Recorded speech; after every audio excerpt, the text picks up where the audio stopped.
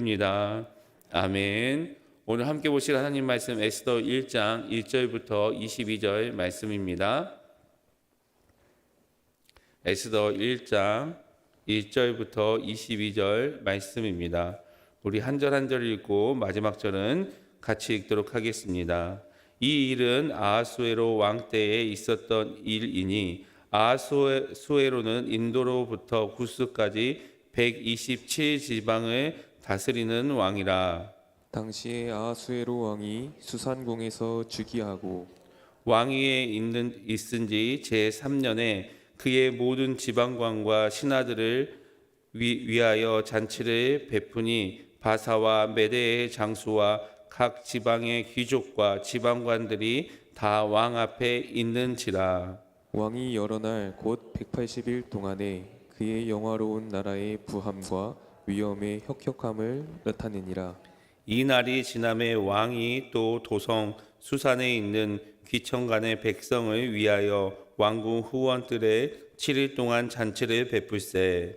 백색, 녹색, 청색 휘장을 자색 가늠배 줄로 대리석 기둥 은고리에 메고 금과 은으로 만든 걸상을 화반석, 백석, 운모석, 흑석을 깐 땅에 진설하고 금잔으로 마시게 하니 잔의 모양이 각기 다르고 왕이 풍부하였으므로 어주가 한이 없으며 마시는 것도 법도가 있어 사람으로 억지로 하지 않게 하니 이는 왕이 모든 국내 관리에게 명령하여 각 사람이 마음대로 하게 함이더라.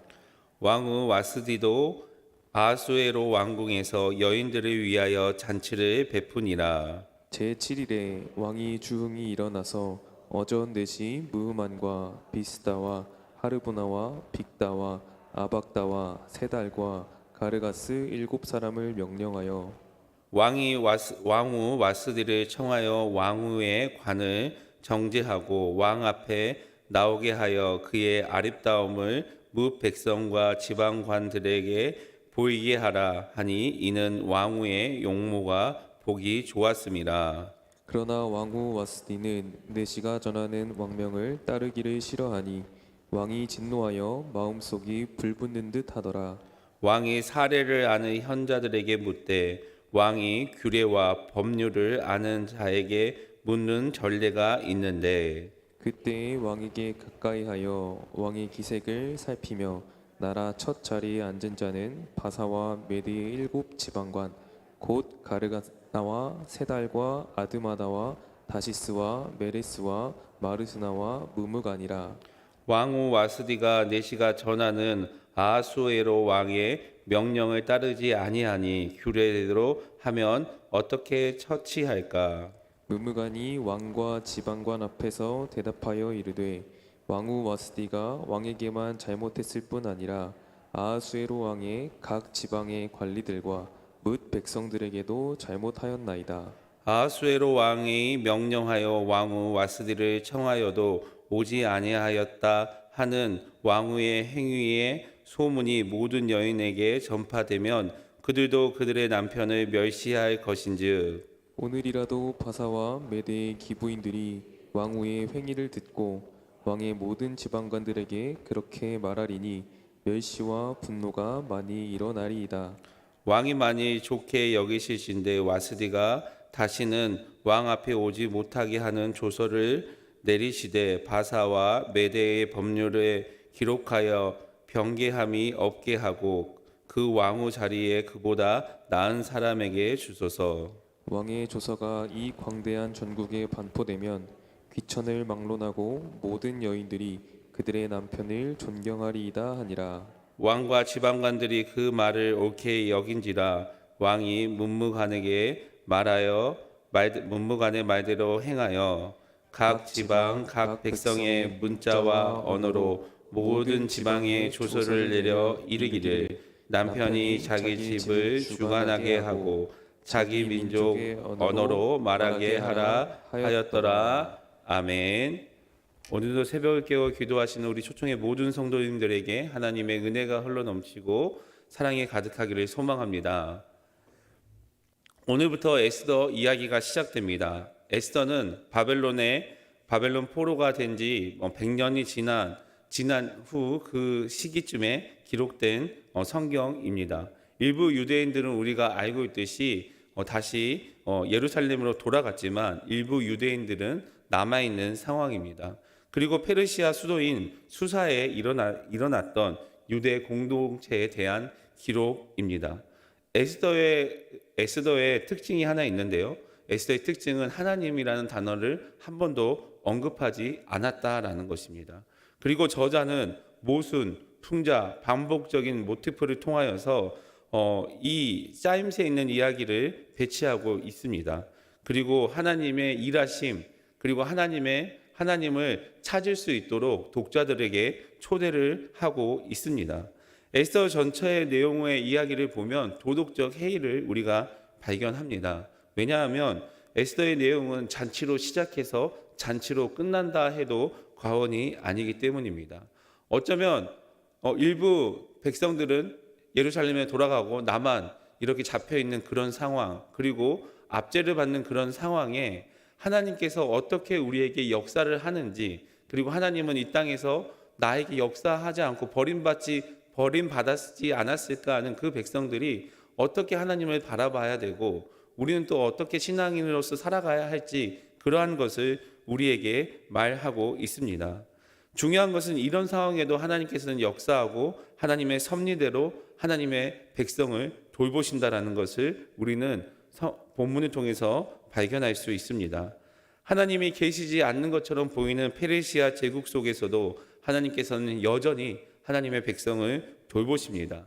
우리가 여기서 알 수 있는 것은 어느 곳에 있느냐가 중요한 것도 아니고 어떤 상황에 있는 것도 중요한 것이 아닙니다. 우리가 어느 곳에 있든지 어떤 상황에 있든지 하나님을 구하고 신뢰하고 찾는다면 하나님께서는 역사하시고 우리를 돌보신다라는 것을 마음에 기억하시길 바랍니다.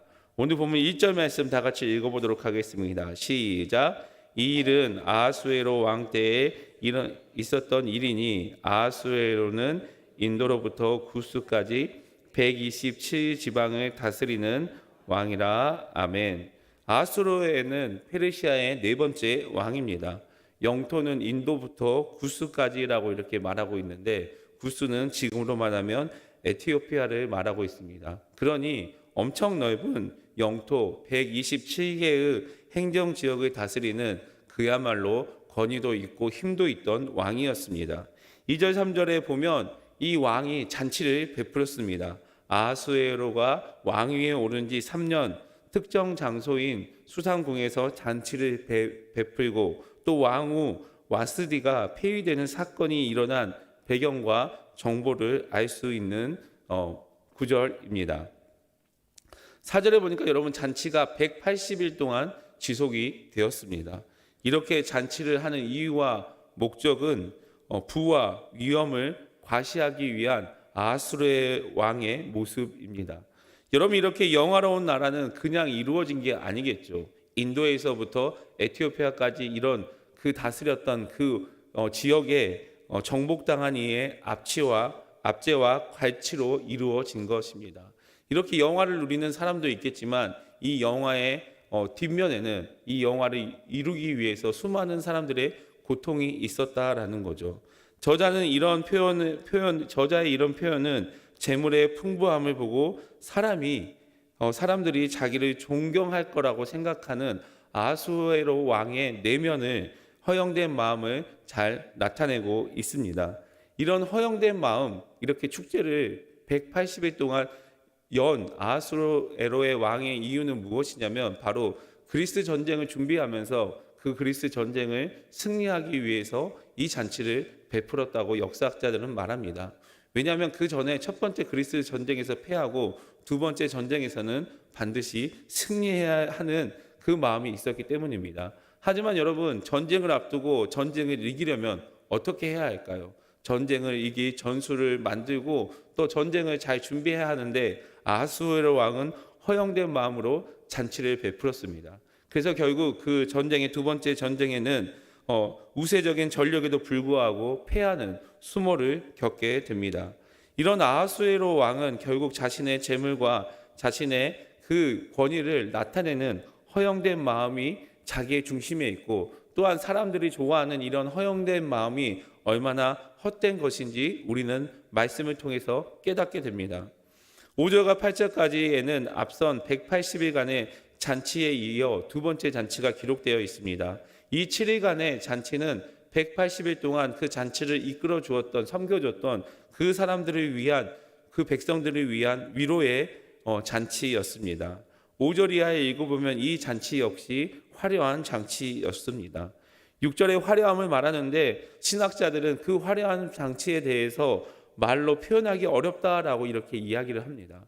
그러니 이 일주일간 이루어졌던 이 잔치도 이렇게 화려함의 극치였는데 그 180일 동안 진행된 잔치 역시 얼마나 화려했을까 우리는 짐작할 수 있습니다. 이 잔치 역시 마음껏 즐기고 마음껏 마시게 합니다.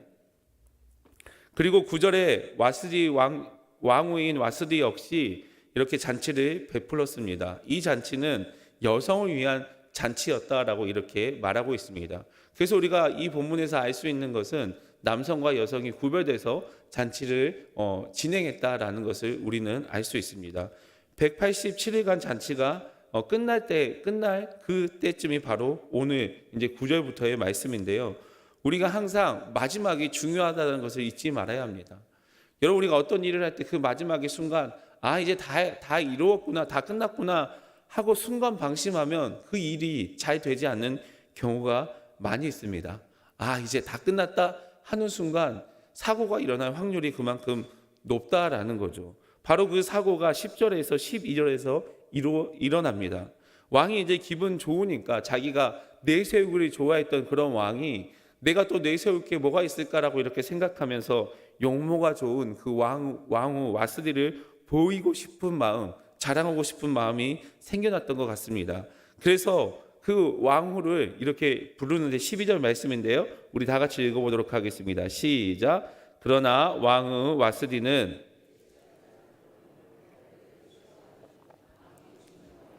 마음속이 불붙는 듯 하더라. 아멘. 왕이 이제 자기가 내세울 게 뭐가 있을까라고 했을 때 나에게 아름다운 왕후가 있었지 라고 하면서 이렇게 왕후를 초대합니다. 그런데 법도에 어긋난 일이었다라고 말하는 신학자들도 있고 왕후 역시 여성들과 즐거운 시간을 보냈기 때문에 그 왕에게 나가는 것이 결코 그렇게 쉽지 않은 그런 상황이었다라는 그런 이야기도 합니다. 아하수르는 자신의 부와 권력을 자랑했고 그 왕후도 자랑하고 싶어서 내시도 한 명을 보낸 게 아니라 7명의 내시를 보냈습니다. 그런데 왕의 명령에 듣지 않았습니다. 왕후의 명령에 왕명을 어긴 거죠. 그러니까 아하수르의 마음 안에 이 분노가 불붙듯이 일어났다라고 이렇게 이야기합니다. 이런 마음은 왕의 시대에도 일어나지만 이 시대를 살아가는 우리에게도 동일하게 일어납니다. 여러분 혹시 이 마음속에 분노가 불붙듯이 일어난 적이 있으신가요? 이 새벽을 깨워서 기도하시는 분들은 하나님의 은혜가 가득하기 때문에 그러한 분노를 나타내지는 않겠죠. 그런데 이 분노가 나타나는 원인은 무엇이냐? 이 마음속에 자기 자신이 있기 때문입니다. 내 중심의 생각, 내 중심의 마음, 내 뜻대로 되지 않으면 안 된다는 그 생각이 마음에 있으면 그 뜻대로 되지 않으면 마음에 분노가 일어날 수밖에 없다라는 거죠. 그러면 이 분노를 해결할 수 있는 방법은 무엇이냐? 우리의 마음에 하나님의 임재를 경험하면 우리가 그 분노를 이렇게 여유 있게 보낼 수 있고 우리 마음에 평안이 가득한 그 평안을 느낄 수 있다라는 거죠. 여러분 우리의 모습을 돌아봐도 은혜 받고 있으면 평상시에 그냥 분노할 일이라도 그냥 흘려보냅니다. 그런데 우리가 은혜를 받지 못하고 있으면 평상시에 그냥 흘려보내고 아무렇지도 않는 일에 분노하게 된다라는 거죠. 사실 왕후가 못 온다라고 이렇게 이야기했을 때 왕후가 무슨 일이 있었구나라고 넘어갔다면 사실 이러한 일이 일어나지 않았을지도 모릅니다. 그런데 아하수르는 그 마음에 자기 중심이었고 자기를 나타내려고 하는 그 마음 때문에 분노하기 시작했다라는 거죠. 아하수르의 왕의 잔치 끝에 벌어진 이 사건에 대해서 아하수르가 또 이 일을 어떻게 해결할까 고민합니다.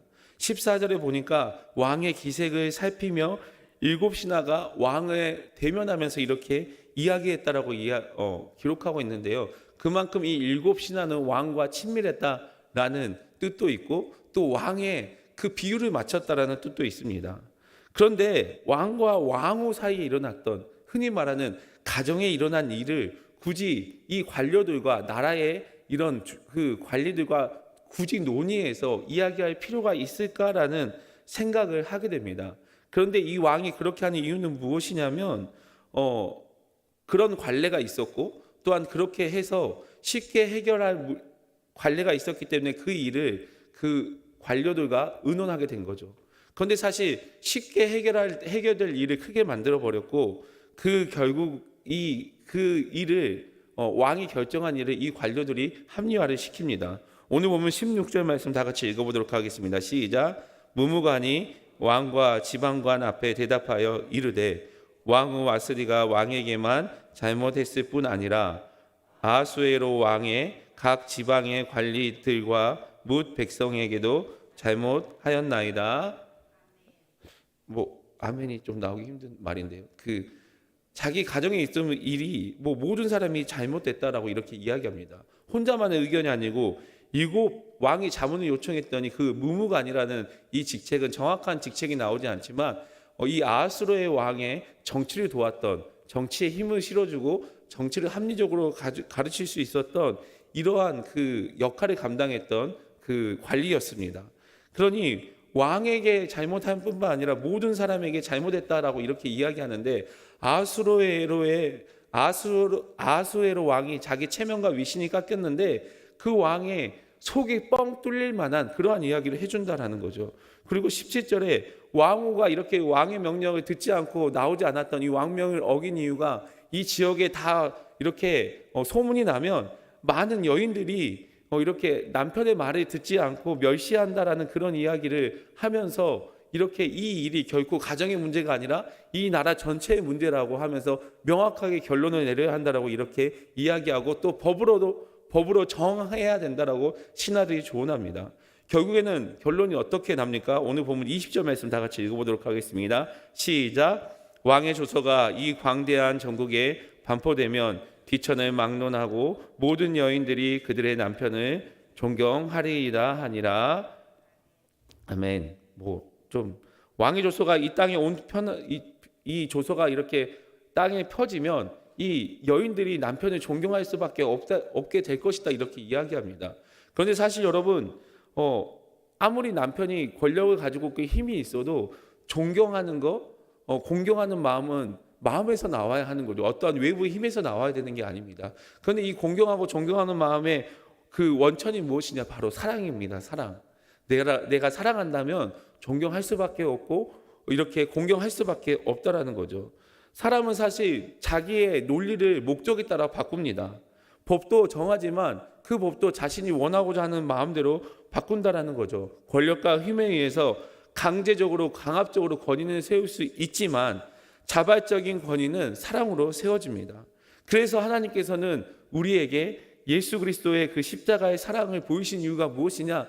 우리가 그 하나님을 사랑하고 공경할 수 있는 그 이유를 하나님께서 보이시기 위해서입니다.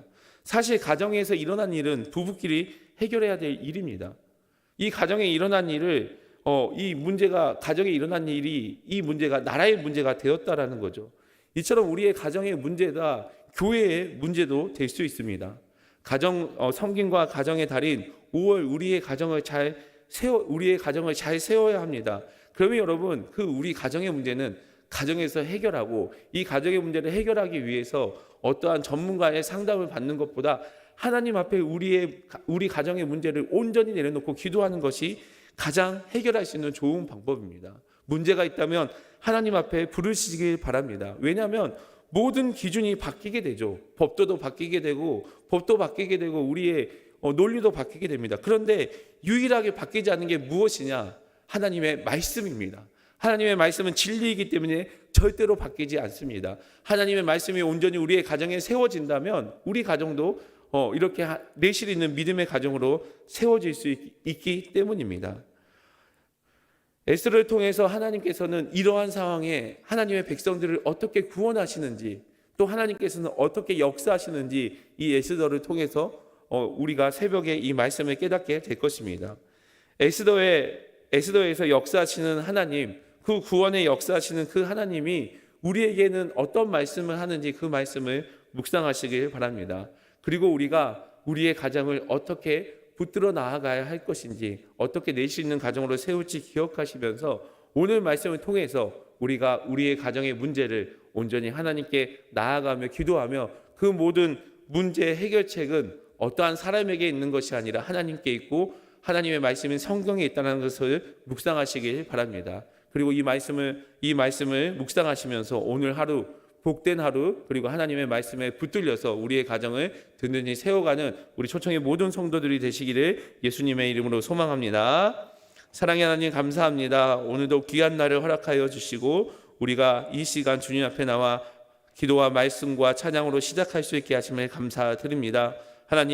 하나님께서는 어떠한 상황에서도 하나님의 백성을 돌보시고 인도하시고 또 다스린다는 것을 우리가 잊지 않도록 인도하여 주시옵소서. 이 허황된 모습을 나타내기를 원했던 아하수에로 왕의 모습을 보면서 마치 지금 이 시대가 그렇게 나아가는 모습 속에서 우리가 온전히 어떻게 살아야 할 것인지 깨달을 수 있도록 인도하여 주시옵소서. 모든 기준과 모든 법도와 모든 논리가 바뀌지만 절대 바뀌지 않는 하나님의 말씀을 우리의 마음에 품고 그 말씀이 우리의 가정으로 온전히 세워져서 섬김과 가정의 달인 5월 달에 우리의 가정이 믿음의 가정으로 온전히 세워질 수 있도록 인도하여 주시옵소서. 그러기 위해서 말씀대로 행동하고 말씀대로 행할 수 있는 고민하는 우리 모두가 될 수 있도록 인도하여 주시옵소서. 오늘 하루도 이 새벽의 말씀으로 시작하고 기도를 시작하오니 하나님의 풍성한 은혜를 누릴 수 있도록 인도하여 주시옵소서. 감사드리며 예수 그리스도의 이름으로 간절히 기도드립니다. 아멘. 이 시간 주님 앞에 말씀을 기억하면서 기도하며 나아가도록 하겠습니다. 허황된 것을 바라보는 것이 아니라 바뀌는 진리를 바라보는 것이 아니라 하나님의 말씀, 하나님의 그 진리된 말씀을 온전히 바라볼 수 있게 위해 기도해 주시기 바랍니다. 온 가족 금요철야를 위해서 기도해 주시기 바랍니다. 은혜의 천국 잔치에 많은 성도님들이 함께 또 초청해서 그 은혜를 누릴 수 있게 해달라고, 나라와 민족을 위해서 이 나라와 이 민족이 하나님의 말씀대로 살아갈 수 있도록 기도해 주시기 바랍니다. 내일부터 시작된 합동총회 목사 장로 기도회를 위해서 기도해 주시기 바랍니다. 우리 총회가 이 나라와 이 민족을 위해서 온전히 이 기도회를 통해서 그 하나님의 사명을 감당할 수 있도록, 특별히 담임 목사님과 우리 장로님 두 분 참석하는데 안전하게 다녀올 수 있도록 기도해 주시길 바랍니다. 그리고 교회를 위해서 또 선교사님들을 위해서 각자의 기도 제목을 가지고 이 시간 주여 한번 부르고 주님 앞에 간절히 기도하며 나아갑니다. 주여